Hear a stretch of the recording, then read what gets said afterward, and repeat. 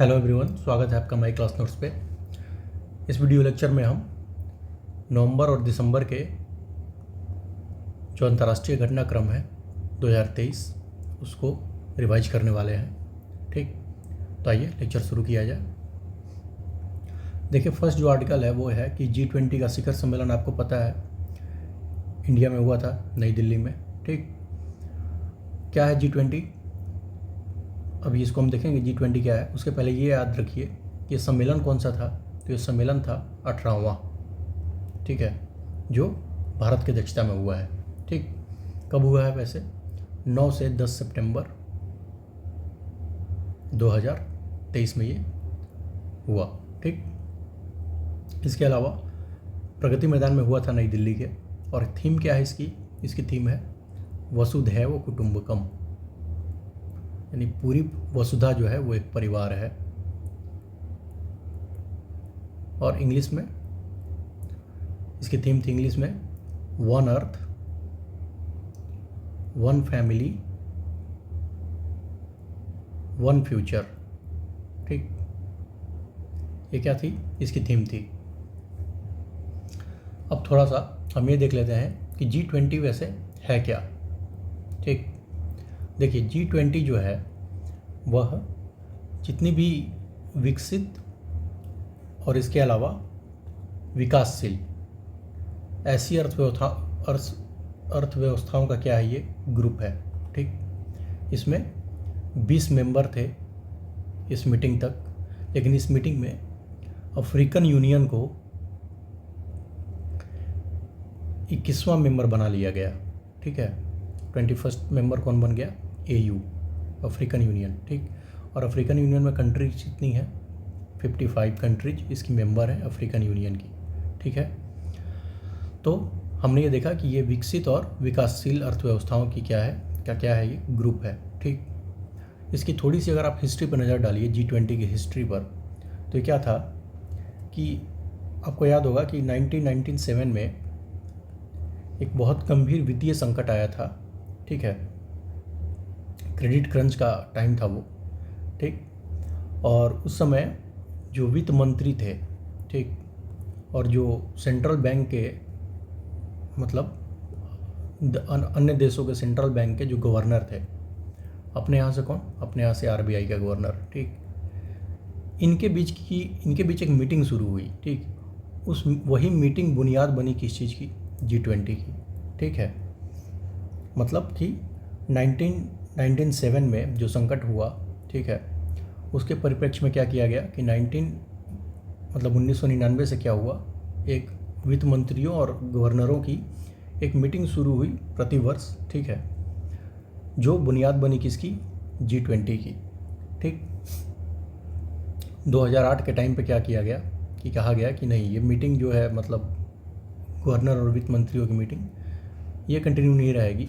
अब ये मीटिंग जो शासनाध्यक्ष हैं, ठीक है, प्रत्येक देश के, वो लोग इसमें क्या करेंगे? इस मीटिंग में हर बार वही पार्टिसिपेट किया करेंगे। और वहीं से इस ग्रुप को क्या कहने लगे लोग? इसको कहने लगे G20। ठीक, और इसका पूरा जो मूल स्वरूप है वो बदल गया, क्योंकि पहले ये सिर्फ अर्थव्यवस्था पे बात करती थी, बाद में ये स्ट्रेटजिक मुद्दों पे भी बात करने लगी, पर्यावरणीय मुद्दों पर भी बात करने लगी। ठीक, मतलब जो आज हम G20 का स्वरूप देखते हैं, ये कब मतलब अपने एक्चुअल फॉर्म में आया? ये आया 2008 में। ठीक है, इसका पहला सम्मेलन कहाँ हुआ था? इसका पहला सम्मेलन हुआ 2008 में। कहाँ? वाशिंगटन में। यही यानी शिखर वार्ता वाली, शासनाध्यक्षों वाली। ठीक, ये वाशिंगटन में हुआ था। ठीक, इसके बाद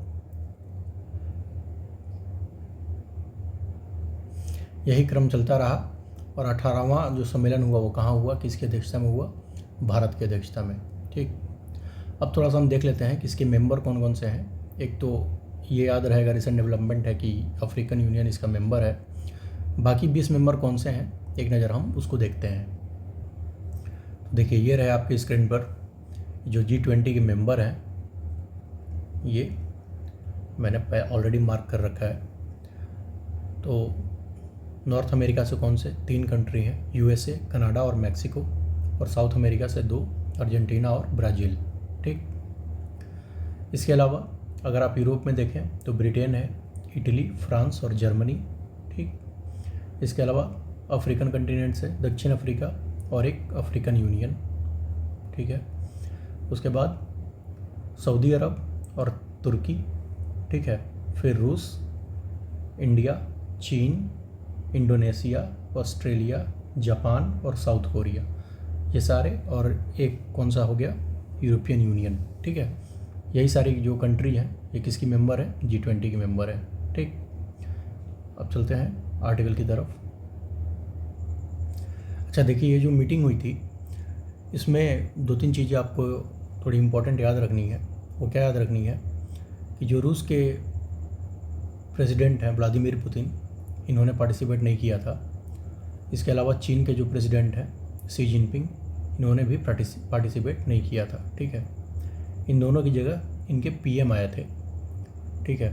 बेसिकली ये यूक्रेन वॉर की वजह से नहीं आए थे रसिया के प्राइम मिनिस्टर। तो ये पहला इंपॉर्टेंट फैक्ट है। और दूसरा क्या है, इसमें कुछ मेंबर ऐसे थे, कुछ डेलीगेशन ऐसे आए थे जिनके नाम अक्सर पूछे जाते हैं। जैसे मान के चलिए कि अगर आपसे पूछ दे कि यूरोपियन यूनियन का अध्यक्ष कौन है, ठीक, तो इसके अध्यक्ष कौन है, उर्सुला वॉन डेर लेओन, ठीक, या लेन, ये किसकी हैं, यूरोपियन यूनियन की, ठीक। इसके अलावा अगर यूरोपियन काउंसिल पूछ दे, ठीक है, तो इसके कौन से हैं, इसके हैं चार्ल्स मिशेल। इन सब ने क्या पार्टिसिपेट किया है, चार्ल्स मिशेल हैं यूरोपियन काउंसिल के, ठीक। इसके अलावा अगर ये पूछ दे कि UN के अभी महासचिव तो कौन है, एंटोनियो गुटेरस, ये पता है, ठीक। इसके बाद अगर WHO का अध्यक्ष पूछ लिया जाए तो कौन सा है, ये है टेड्रोस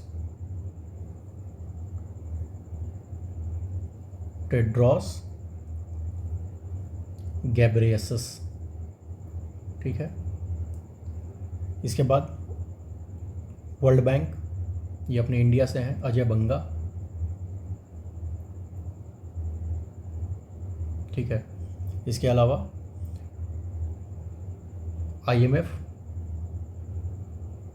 IMF की कौन है, IMF की है क्रिस्टलिना जॉर्जियोवा।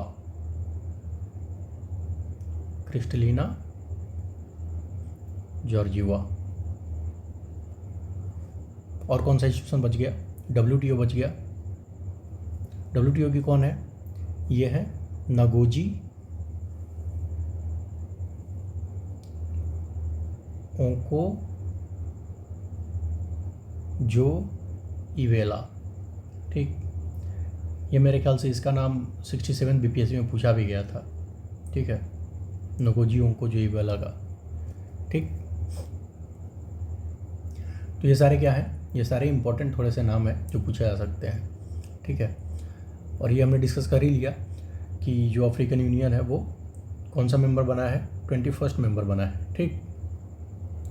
एक बात इंपॉर्टेंट ध्यान रखिएगा कि G20 का अपना कोई हेडक्वार्टर नहीं है, ठीक है, कोई भी सचिवालय नहीं है इसका G20 का, ठीक।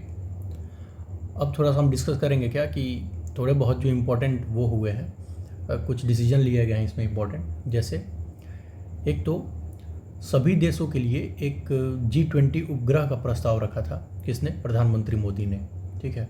मतलब G20 देशों के लिए एक कॉमन सैटेलाइट, ठीक, उसका प्रस्ताव रखा। इसके अलावा ग्लोबल साउथ की बात कही गई है, ठीक। ग्लोबल साउथ का मतलब है कि मोटा मोटी जितने भी विकासशील देश हैं, ठीक है, विकासशील, उनको कंबाइंडली क्या कह दीजिए आप, ग्लोबल साउथ कह दीजिए, ठीक। एक टर्मिनोलॉजी है, यूज होती है थोड़े से विकासशील देशों को दिखाने के लिए, ठीक।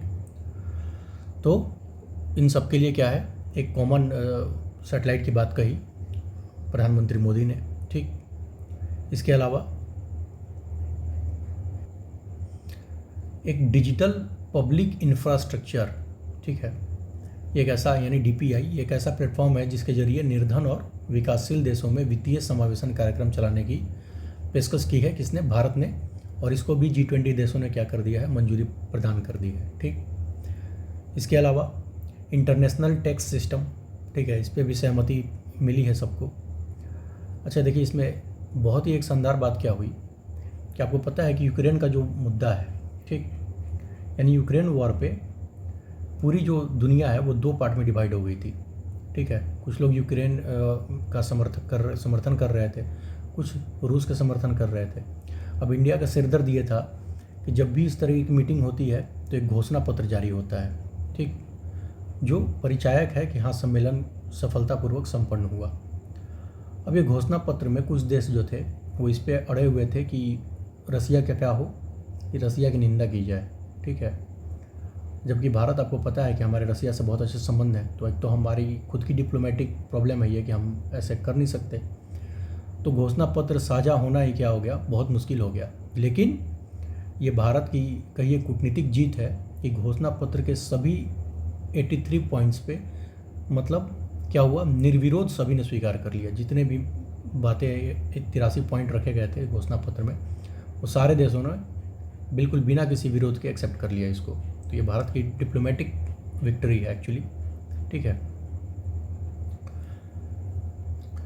नाम क्या होगा इस घोषणा पत्र का, दिल्ली घोषणा पत्र। जहाँ भी मीटिंग होती है वहाँ की राजधानी के नाम पे जो भी घोषणा पत्र होते हैं, डिक्लेरेशन, उनका नाम रख दिया जाता है, तो इसका नाम है दिल्ली घोषणा पत्र। ठीक, और कुछ इंपॉर्टेंट इनिशिएटिव क्या है कि जैसे ग्लोबल बायोफ्यूल अलायंस बनाने की कोशिश की, मतलब घोषणा की गई है। ग्लोबल बायोफ्यूल अलायंस मतलब कि जितने भी बायोडीजल से हैं, ठीक है, मतलब कि सड़े हुए अनाज से, ठीक, मक्के से, जोजोफा जेट्रोफा जैसे पौधों से डीजल निकाल के और उसको क्या किया जाए, परंपरागत ईंधन में मिक्स करके उसको चलाया जाए। मतलब जैसे E10 और E20 का हमारे यहाँ कार्यक्रम है इथेनॉल ब्लेंडिंग का, ठीक है, उसी का जिक्र किया गया और उसी के तर्ज पे एक ग्लोबल बायोफ्यूल अलायंस बनाने की घोषणा किसने की, अमेरिका, ब्राज़ील, इटली और संयुक्त अरब अमीरात और बांग्लादेश, इन सभी ने इस पहल में भारत के साथ रहे। ठीक है, इसके अलावा जो चीन की BRI परियोजना है, बेल्ट एंड रोड इनिशिएटिव, इसके रिस्पॉन्स में एक India middle east European corridor IMEC के निर्माण की घोषणा की गई इसी बैठक में। ठीक, ये बहुत इम्पोर्टेंट था। ठीक है, IMEC परियोजना ये कभी भी पूछा जा सकता है। ठीक है, ये चीन के बेल्ट एंड रोड इनिशिएटिव को काउंटर करने के लिए बनाई गई है। हालांकि ये बात आमतौर पे, मतलब खुले तौर पे नहीं बोल सकते कि चीन को काउंटर करने के लिए बनाई है, लेकिन समझ तो सभी को आ गया था। ठीक है, इसके अलावा और क्या है कि देखिए समापन सत्र में क्या हुआ कि अब नेक्स्ट जो अध्यक्षता है वो कौन करेगा, ब्राज़ील। ठीक, तो मोदी ने क्या किया, जो भी अध्यक्षता का जो प्रतीक है, गेविल कोई प्रतीक होता है, माने चलिए डंडा ही समझिए, तो क्या है उसका नाम क्या है, गेविल। ठीक, वो दे दिया किसको, ब्राज़ील के जो राष्ट्रपति हैं लूला डी सिल्वा को। ठीक, तो नेक्स्ट जो अध्यक्षता करेगा कौन करेगा, ब्राज़ील करेगा। ठीक है, शेरपा कौन थे इस G20 मीटिंग के, शेरपा मतलब समझिए कि एक OSD हो गया, ऑफिसर ऑन स्पेशल ड्यूटी। ठीक है, जो सिर्फ मतलब जितने भी कार्यक्रम हैं उनको संयोजक कह लीजिए कि संयोजित करेगा। वो कौन थे, हमारे यहाँ के अमिताभ कांत थे। ठीक, G20 के शेरपा। ठीक है, तो लगभग सारा डिटेल हमने इसमें डिस्कस कर लिया है। चलते हैं अगले आर्टिकल की तरफ। अगला है कि आसियान का जो 43वां शिखर सम्मेलन है वो कहाँ होगा, जकार्ता में। जकार्ता कहाँ है, इंडोनेशिया की राजधानी है। ठीक है, अब एशियान में आपको पता है 10 जो कंट्री हैं इसकी मेंबर हैं, इंडिया इसका मेंबर नहीं है और जल्दी ही इसका 11वां मेंबर भी बनने वाला है। कौन, तो वो है तिमोर लिस्टे या तिमोर लिस्ट जो कह लीजिए। ठीक है, ये इसका 11वां मेंबर बनने वाला है। देखिए म्यांमार इसका मेंबर है। ठीक है, लेकिन इसके यहाँ के डेलीगेशन को क्या किया गया, इसमें बैन कर दिया गया था, इनको पार्टिसिपेट करने नहीं दिया गया था। कारण क्या है, आपको पता है वहाँ पे कू जैसी घटनाएं हुई हैं। कू बोलते हैं मिलिट्री तख्ता पलट को, ठीक है। तो उसके मद्देनज़र आसियान की बैठकों में म्यांमार को प्रतिबंधित किया गया था, ठीक है। अच्छा, इसके साथ ही साथ क्या हुआ कि अगली जो अध्यक्षता थी, जो नंबर था अध्यक्षता करने का, वो म्यांमार का ही था, लेकिन म्यांमार को सरपास करते हुए नेक्स्ट अध्यक्षता जो है वो कौन करेगा, ये करेगा फिलीपींस, ठीक। One vision, one identity, one community, ये मोटो है किसका, आसियान कंट्रीज का, आसियान ग्रुप का, ठीक। अब देखिए, चूँकि भारत आसियान का मेंबर नहीं है, इसलिए भारत अलग से क्या करता है, मीटिंग करता है आसियान कंट्रीज के साथ। तो ऐसी 20वां जो शिखर सम्मेलन हुआ, ये हुआ कहाँ हुआ, जकार्ता में ही हुआ, ठीक है।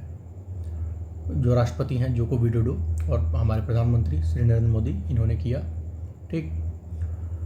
आसियान ने भारत की जो एक्ट ईस्ट नीति है, एक्ट ईस्ट पॉलिसी, उसकी काफ़ी सराहना की, ठीक। बाकी तो एक बार ये देखिए कि आसियान भारत मुक्त व्यापार समझौता एक होने वाला है, ठीक है। मुक्त व्यापार कहने का मतलब है कि दोनों देश एक दूसरे के सामान पर कोई टैरिफ नहीं लगाएंगे या बिल्कुल न्यूनतम टैरिफ लगाएंगे, ठीक।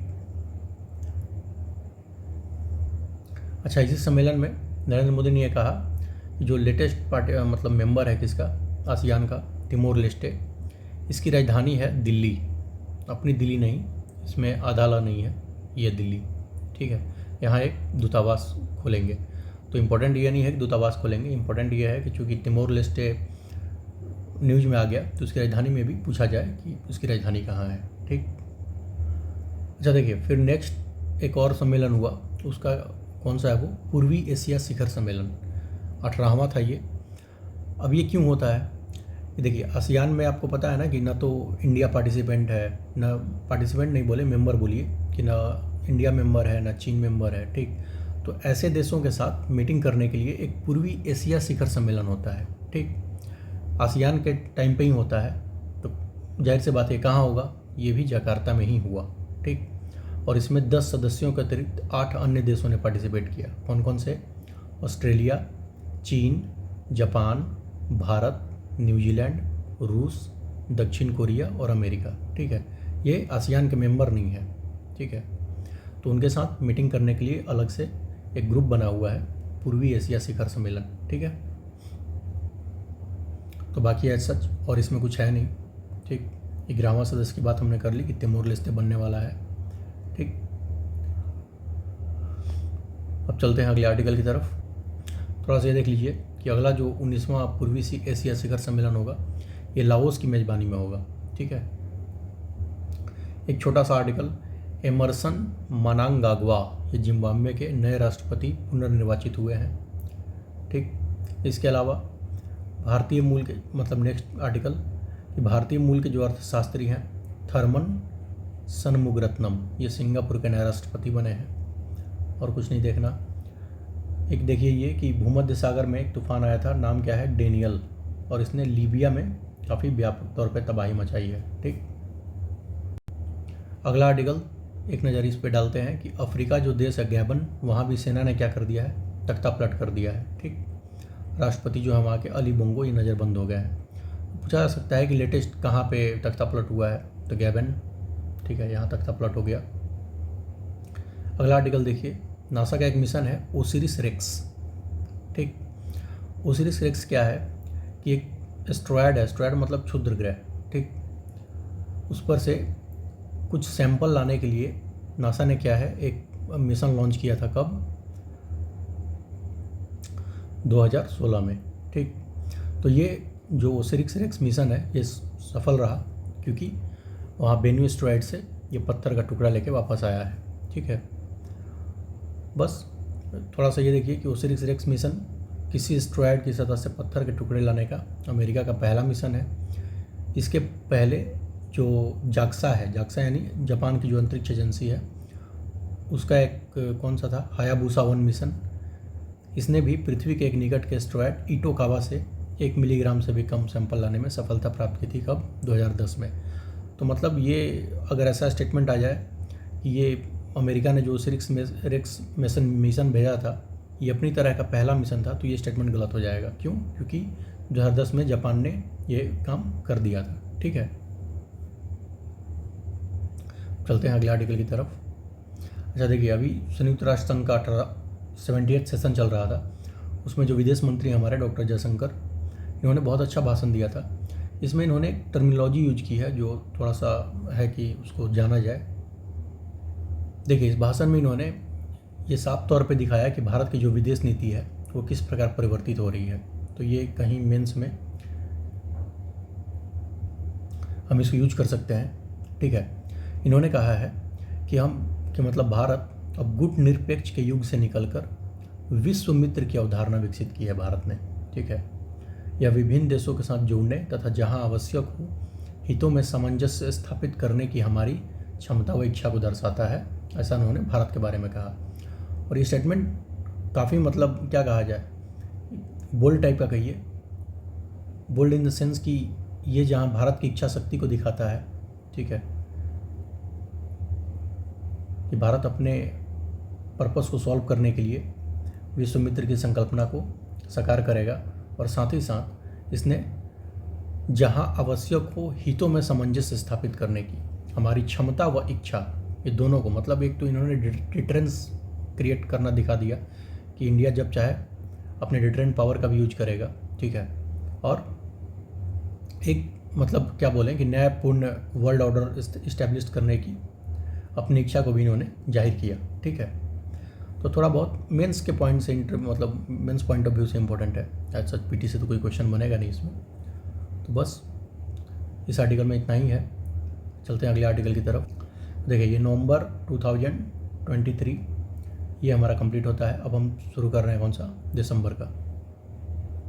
पहला आर्टिकल देखिए, मालदीव में जो विपक्षी उम्मीदवार हैं मोहम्मद मुइज़्ज़ू नए राष्ट्रपति निर्वाचित हो गए हैं। जिन्होंने, आप सबको पता ही होगा कि निर्वाचित होने के साथ ही इन्होंने जो जहर बोया है भारत और मालदीव के रिलेशनशिप में, वो देख ही रहे हैं हम। इनकी पार्टी देख लीजिए, एक थोड़ी सी प्रोग्रेसिव पार्टी के हैं ये मोहम्मद मुइज़्ज़ू, ठीक है। और इन्होंने किसको हराया, इब्राहिम मोहम्मद सुलेह जो निवर्तमान राष्ट्रपति हैं। और मोहम्मद मुइज़्ज़ू जो है ये चीन का समर्थक माना जाता है, और ये जो सुलेह थे ये इंडियन समर्थक माने जाते थे, ठीक है। चलते हैं अगले आर्टिकल की तरफ। देखिए, एक आर्टिकल है कि भारत और कनाडा के संबंधों में खटास आई है। रीजन क्या है इसका, रीजन ये है कि कनाडाई सिख था नेता, उसका क्या नाम था, हरदीप सिंह निज्जर। तो हरदीप सिंह निज्जर की क्या हो गई, हत्या हो गई। अब कनाडा ने बेसिकली इसमें गलती पूरी की पूरी किसकी है, कनाडा की है। कारण कि इसने वोट बैंक की राजनीति की, मतलब वहाँ रह रहे सिखों को, काफ़ी मात्रा में वहाँ सिख रहते हैं काफ़ी संख्या में, तो वहाँ रह रहे सिखों को रिझाने के लिए इसने क्या किया, इसने एक कार्ड खेल दिया, विक्टिम कार्ड। विक्टिम कार्ड मत कहिए इसको, क्या कहिए इसको, अपॉर्चुनिस्टिक कार्ड कहिए। कि वहाँ हत्या हो गई हरदीप सिंह निज्जर की, तो इसने बम किसे फोड़ दिया, भारत पे, कि भारत ने इसकी हत्या करवा दी, ठीक। और ताकि जो खालिस्तान समर्थक सिख हैं वहाँ पे उनकी सिंपैथी हो जाए, ठीक है। क्योंकि हरदीप सिंह निज्जर जो क्या था, ये खालिस्तान समर्थक नेता थे, मतलब नेता नहीं थे, आतंकी टाइप का है वो आदमी। उसका क्या हो गया, हत्या हो गई। तो खालिस्तान समर्थक सिखों के वोट को अपनी तरफ आकर्षित करने के लिए कनाडा का जो राष्ट्रपति है कौन सा, जस्टिन ट्रूडो, ठीक, इन्होंने एक गेम प्लान किया और उसके हिसाब से इन्होंने अपने भाषण दिए भारत के खिलाफ, ठीक है। तो यही थोड़ी सी जो रिलेशन है उसमें थोड़ी सी खटास आ गई है। देखते हैं आगे, बाकी इसमें और कुछ नहीं था। चलते हैं अगले आर्टिकल की तरफ। ये तंजानिया के राष्ट्रपति हैं सामिया सुलूहु हसन, ये भारत की यात्रा पर आई हैं, बस सिर्फ नाम याद रखिए। राष्ट्रपति हैं सामिया सुलूहु हसन। इनके बारे में एक इम्पॉर्टेंट चीज़ कि जब ये भारत आई तो जो JNU है अपना, JNU ने इनको मानद डॉक्टरेट की उपाधि दी, ठीक है, मानद उपाधि। और इस प्रकार की उपाधि से सम्मानित होने वाली वह पहली महिला है, ठीक है। तो थोड़ा सा ये इम्पोर्टेंट हो जाता है। अब देखते हैं अगला आर्टिकल। देखिए, क्रिकेट के साथ साथ 5 और खेल जो है वो ओलंपिक खेलों में शामिल हो गए हैं, मतलब जो अगला लॉस एंजल्स में होने वाला है वर्ष 2028 में, ठीक है। उसमें क्रिकेट के साथ साथ 5 और खेल होंगे। कौन कौन से, देखिए, पहले तो क्रिकेट जो है वो T20 के फॉर्मेट में खेला जाएगा, ठीक। इसके अलावा फ्लैग फुटबॉल है, स्क्वाश है, लैक्रोस है और बेसबॉल या सॉफ्ट बॉल है, ठीक। तो ये सारे ये खेल थे जो नए इंक्लूड हुए हैं। अब ऐसा नहीं है कि क्रिकेट पहली बार इंक्लूड हुआ है, एक बार 1900 में यानी 1900 में क्या हुआ था, पेरिस ओलंपिक में क्रिकेट को शामिल किया गया था, ठीक है। लेकिन इसमें 2 ही टीमों ने पार्टिसिपेट किया था, इंग्लैंड और फ्रांस ने, ठीक। एकमात्र मैच खेला था और इंग्लैंड ने ही इसमें जीत हासिल की थी, ठीक। बाकी और कुछ नहीं है इसमें। चलते हैं अगले आर्टिकल की तरफ। देखिए अगला आर्टिकल ये है कि भारतीय नौसेना के 8 पूर्व अधिकारियों को कतर की एक अदालत ने फांसी की सज़ा सुनाई है। इस पर डेवलपमेंट हो गया है, ये वापस आ गए हैं। मतलब आज जो हम डिस्कस कर रहे हैं 2024 में, तो ये तो बरी होकर वापस आ गए इंडिया, ठीक है। लेकिन उस समय ये काफ़ी शॉकिंग था भारत के लिए। तो सिंपल ये पूछा जा सकता है कि किस देश ने भारत के नौसेना के 8 अधिकारियों को फांसी की सज़ा सुनाई थी, तो कतर ने सुनाई थी। पुराना न्यूज़ हम डिस्कस कर रहे हैं रिवीजन सीरीज में, तो ये थोड़ा सा इंपॉर्टेंट था इसलिए बताया।